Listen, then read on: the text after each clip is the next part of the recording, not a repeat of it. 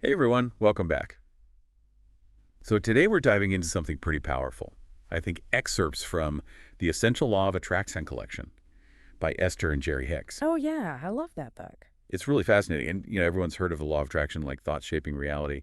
But this collection, um, it doesn't just tell you how to use it. Hmm. It's also the story of Esther and Jerry Hicks and how they discovered and embraced it. Yeah, it's like you see the law of attraction playing out in their lives. Exactly. It makes it less like this abstract idea and more like something you can connect with. So in this deep dive, we'll explore not just what the law of attraction is, but also like why it matters. The why is huge. So before we unpack the law of attraction itself, let's start with Jerry Hicks. The book shares glimpses of his early life, and already you see this fascination with the power of thoughts. Like there's this part where he talks about playing with a Ouija board as a kid. Oh, wow. Oh, Ouija board. Yeah. That's kind of ironic, isn't it? Right? Like something people see as a game sparks this deep curiosity in him about things beyond the physical world. And it doesn't end there. Later on, he finds Napoleon Hill's work, Mm. and Hill really stresses autosuggestion, like feeding your mind a specific thought over and over to influence reality. And Jerry just took that and ran with He it. did. He built a multi-million-dollar business Yeah? using those principles of positive thinking and intention. Talk about manifesting success. Mhm. But even with all that achievement, it seems like he was still searching for something more.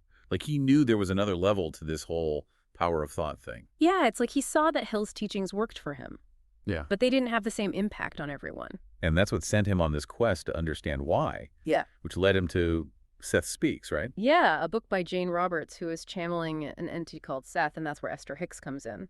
And at first she was pretty resistant to all this non-physical stuff. Well, yeah. Sounds like she was raised to be skeptical of anything beyond the material world. Exactly. A total clash of perspectives. But then comes this turning point. They were trying out this guided meditation technique, and during one session, Esther has this profound experience. It wasn't just a feeling, it was almost physical, like being breathed, like some force was moving through her. And that's when she connects with Abraham, Right. this non-physical consciousness that she starts channeling. Yeah. And it's like this experience completely changes her perspective. Suddenly, this whole new realm of possibilities opens up to her. So we have Jerry, driven by his success and curiosity, and Esther, who initially resisted, but then has this powerful transformative experience. Mm. It's like their paths converge to bring the law of attraction to a wider audience. It's like their partnership really highlights the interplay between action and openness. Jerry actively sought knowledge and applied it. Esther had to confront her beliefs to embrace this new understanding. And that's a key takeaway right there, that while the law of attraction is about shaping our reality, it often requires us to challenge our existing framework and expand our perception of what's possible. It's about being open to change and growth. So for someone like me or like our listeners who are trying to understand and use the law of attraction, what's the main takeaway from this part of their journey? I think it's understanding that our thoughts have a real impact on our lives. Jerry's success with Hill's principles, Esther's transformation through Abraham, it all points to this truth that we're not just passive observers, we're active creators. It's kind of mind-blowing, isn't it? That Right. we have this power to shape our experiences, not just through actions, but through our thoughts and beliefs. It definitely challenges the way we usually think. But that's what I love about this deep dive. It makes us question assumptions and explore these forces that shape our lives. And now we get to dive into the details of how the law of attraction actually works and how we can use it to create the lives we want. I'm ready to get into the nitty-gritty. How about you? Oh, absolutely. Let's do it. Ready to see how this creative power works in different parts of our lives? The book dives deep into relationships, finances, health, and more. And speaking of relationships, that's where I really want to start. This whole idea of attracting the perfect partner. Is it really possible to manifest the one? That's a question a lot of people have. What's fascinating is that the law of attraction suggests we're not looking for someone out there, but drawing in a reflection of our own inner world. So it's like we're attracting what we're already vibrating at. Exactly. Every relationship we experience, whether it's a crush, a romance, or even a heartbreak, shapes our understanding of what we truly desire in a partner. So those experiences, both good and bad, are refining our internal compass, Yeah. helping us get clear about the kind of relationship we want. Right. Think of it this way. Every interaction, every emotion is sending out a signal, and the universe responds by bringing us experiences that match that signal. It's not about finding the perfect person. It's about becoming the perfect person to attract the right partner. Okay, so less about a list of traits and more about aligning our energy with the kind of relationship we want. Exactly. The book is clear that we can only attract what we're a vibrational match to. If we're holding on to beliefs like, I'm not worthy of love, or all men are, or all women are, fill in the blank, we're blocking ourselves from attracting a healthy, loving relationship. So alongside that vision board with romantic pictures, we also need to work on those deeper insecurities and cultivate self-love and worthiness. Yes. Because if we're putting ourselves down or comparing ourselves to others, it's like we're sending out mixed signals. And the universe is like, wait, what do you actually want? Right. The universe responds to our dominant vibration, to the energy we're consistently putting out. And if that energy is rooted in self-doubt or fear, that's what we'll attract, no matter how much we want a loving partner. That makes total sense. Mm. But what about those people who seem to have done all the inner work? They feel confident and happy, but they're still struggling to find a partner. What's going on there? The book talks about that too. Sometimes we can get so focused on the how that we actually create resistance. So we're trying to control every detail instead of letting the universe work its magic. Yeah, we get attached to specific details of how the relationship should manifest, like who they'll be, where we'll meet, what their job is, and that blocks the natural flow of events. So it's about finding that balance between intention and surrender, trusting that the universe has our back even when we can't see the whole picture. But what about those of us already in relationships? Can the law of attraction help improve those? The book really emphasizes the power of appreciation in relationships. It reminds us that our thoughts and beliefs shape our experiences, even with the people we're closest to. If we're always nitpicking our partner or holding on to resentment, guess what? We attract more of those unwanted behaviors. So instead of trying to change our partner, we can focus on the good, appreciate their positive qualities, and trust that this shift in our own energy will also influence the relationship. You got it. Choosing to see the good, focusing on what we love and appreciate, shifts our vibration, which then impacts our partner's energy. It's a ripple effect. Our positive focus creates a more loving environment. And this isn't just for romantic relationships, right? This appreciation idea applies to family, friends, colleagues, any connection we want to improve. Absolutely. It's about consciously choosing to focus on the positive in all our interactions. And speaking of focusing on the positive, the book also goes deep into financial prosperity, and it offers a really interesting perspective. Oh yeah, the law of attraction is huge in the wealth and abundance space. So what does it say about attracting financial prosperity? Is it as simple as visualizing money raining down from the sky? Not quite. While the book acknowledges that money is a powerful tool, it cautions against making it the sole focus. When we get too fixated on acquiring wealth, we actually create resistance and block the flow of abundance. So it's not about the money itself, Yeah, but the feelings and experiences that money can bring. exactly. It's about aligning our vibration with the essence of abundance. Feelings of freedom, security, joy, generosity, rather than getting caught up in the lack of it, because when we focus on what we don't have, we perpetuate that lack. Right. It's like that saying, what you focus on expands. But I can imagine someone struggling financially saying, easy for you to talk about abundance when you're not living paycheck to paycheck. How does the law of attraction apply to those facing real financial hardship? The book acknowledges those challenges, but it also reminds us that even in tough times, we have the power to shift our perspective and attract greater prosperity. It's about breaking free from those stories of lack and scarcity that we might be telling ourselves and focusing on the abundance that already exists in our lives. So cultivating gratitude, appreciating the good things no matter how small, and trusting that this shift in energy will lead to greater abundance. Precisely. It's not about denying our current situation, but choosing to focus on what we want to create, even if it seems far off. And this applies to everything in our lives, not just finances. The book emphasizes that our well-being is connected to our vibrational alignment with our source energy, with who we truly are at our core. And that brings us to another interesting area, health. Can the law of attraction really help us heal our bodies and achieve well-being? I have to admit, I'm a little skeptical about this one. It's a topic that causes a lot of debate. The book offers a nuanced perspective. It suggests that our physical health reflects our dominant thoughts and beliefs about our bodies. It's not about denying illness or injury, but understanding the mind-body connection and how our thoughts and emotions can influence our well-being. So if we're constantly worrying about getting sick or fixated on every ache and pain, are we attracting those experiences? It's not as simple as saying thoughts directly cause illness, but the book suggests that focusing on unwanted states can amplify them. It's like using a magnifying glass. The more we focus on something, the bigger it seems. Okay, but what about people with serious illnesses or chronic conditions? Are they to blame for their health challenges because of negative thinking? The book is clear that no one is ever to blame for their illness. It's never about blame, about empowering individuals to actively participate in their healing.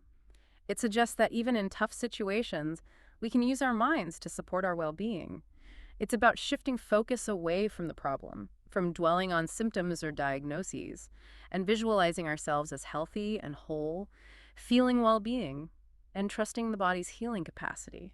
So even with a serious health challenge, you can still use the law of attraction to support healing by cultivating positive emotions, visualizing the desired outcome, and trusting the body to heal. Exactly. And the book shares amazing stories of people who have done just that. People who've used their minds to overcome incredible health challenges. It's not about denying reality, but tapping into a deeper level of healing potential. This is also fascinating. It's like we're discovering a whole new dimension of possibilities. We talked about relationships, finances, health, and it seems like they're all connected, each influenced by our beliefs and vibrations. Absolutely. We can't separate our lives. Our thoughts and beliefs about one area spill into others. The book highlights that true well-being covers all aspects of our experience: relationships, finances, health, creativity, spiritual connection. It's about a holistic sense of balance and alignment. That makes me wonder, if we're all connected, can other people's thoughts and beliefs impact our well-being? Can someone else's negativity bring us down or affect our health? That's a great question, and the book addresses it directly. Okay, I'm all ears. The book acknowledges that we're bombarded with external influences, messages, opinions, beliefs that might not align with our own, but it also emphasizes that we have the power to choose what influences us. We're not just passive recipients of other people's energy. So it's about being aware of our own values, trusting our intuition, creating a kind of energetic boundary that filters out influences that don't resonate with us. Exactly. The book says that the more clear and strong we are in our own beliefs and desires, the less affected we are by outside influences. It's like building a strong foundation that can handle anything. Speaking of handling things, we've gone through a lot of information in this deep dive. The story of Esther and Jerry Hicks, the principles of the law of attraction and its applications in life, even how to choose our influences. It's a lot to process, but I'm already feeling a shift, a sense of empowerment and possibility. It's remarkable how the law of attraction reminds us that we're not victims of circumstance. We're active creators. It's a call to awaken to our power, to dream bigger, to believe in ourselves, and to embrace the endless possibilities life offers. And on that inspiring note, we need to take a short break, but don't go anywhere. When we come back, we'll tackle some common misconceptions about the law of attraction and explore tips for overcoming those pesky limiting beliefs that might be holding us back. Okay, we're back. And you know, when something becomes really popular, it seems like everyone has an opinion on it. There can be a lot of misconceptions, especially with something like the law of attraction. Oh yeah, definitely. The law of attraction has definitely gone mainstream. And with that comes simplification, sometimes even distortion, There are these common misconceptions that can actually prevent people from really understanding it. So let's debunk some of those. Yeah. What are some of the biggest misconceptions you've seen? One of the biggest is that the law of attraction is like a magic genie. You just wish for something and poof, it appears. Like, I'm visualizing $1 million, so where's my check? The book makes it clear that while thoughts are powerful, they're not magic wands. It's not about passive wishing. It's about aligning our thoughts, beliefs, and actions with our desires, creating a kind of energetic resonance where our inner world and outer world match up. Exactly. The law of attraction isn't a shortcut or a way to avoid effort. It's a universal principle that governs energy and experience. It's about understanding our thoughts and intentions and using them consciously to co-create our reality. So visualization is a tool, but it works best with action, taking steps towards our goals while trusting the universe is supporting us. Right. And that brings us to another misconception, that positive thinking alone is enough. The book emphasizes going deeper than just surface-level happiness. It's about those pesky subconscious beliefs that can sabotage us, right? Not pretending everything's perfect, but doing the work to align our beliefs with what we want. Exactly. It's about becoming aware of the stories we tell ourselves, about our worthiness, our abilities, our beliefs, about money, relationships, health. We have to rewrite those stories to match the reality we want. So we're the authors of our own reality, and we have the power to edit the narrative, change the chapters that aren't working, add more empowering beliefs, and create a whole new story. I love that analogy. And the book provides tools for doing just that, like the idea of pivoting, shifting our attention away from what's wrong and focusing on what we want, even if things feel totally different right now. Can you give an example of how we might use pivoting in everyday life? Sure. Let's say you're stressed about debt and worried about money. Instead of focusing on that lack, you could consciously shift your attention to feeling financially free. Visualize paying off those debts. having enough money for expenses, and even having extra to enjoy. So even if it seems far off, we focus on the feeling of the desired outcome and trust that this shift in energy will start attracting those experiences. Yes. It's about training our minds to look for the good, the abundant, the joyful. Even in challenges, it takes practice. But the more we choose thoughts that feel good, the more we align with the energy of what we want to create. That makes sense. But I bet some people are thinking, this is just feel-good fluff. Where's the proof? Yeah. How do we respond to those who see the law of attraction as just wishful thinking? The book acknowledges that not everyone is ready for these ideas, and that's okay. Everyone has their own path and timing. Trying to force someone to believe or pushing our beliefs on others creates resistance. So instead of arguing or trying to convince them, the best way to prove the law of attraction is through our own lives, right? Exactly. When we use these principles and see positive changes in ourselves, our energy becomes a magnet for others seeking a similar path. It's not about preaching or convincing, it's about embodying these teachings through our transformation. It's like that Gandhi quote, be the change you want to see in the world. Perfectly said. Our lives become the most powerful proof. This deep dive has been amazing. We started with Esther and Jerry Hicks' story, explored the law of attraction's principles, and looked at its applications in relationships, finances, health, even navigating other people's energy. We debunked myths and hopefully sparked some new ideas. It's inspiring how the law of attraction reminds us that we are not victims. We're powerful creators. It's a wake-up call to realize our potential, to dream bigger, to believe in ourselves, and to embrace the infinite possibilities that life offers. And that's a beautiful note to end on. So as we wrap up this deep dive, take a moment to think about what really matters to you. What do you want to create in your life? What brings you joy, fulfillment, and purpose? And as you think about that, remember that you're not alone. You have within you a source of infinite power and wisdom that's always guiding and supporting you. Trust the process. Embrace the journey. And never stop believing in the magic of your own creation. Thank you for joining us on this deep dive into the law of attraction. Until next time, keep exploring, keep learning, and keep creating the life of your dreams. Did you get any of that?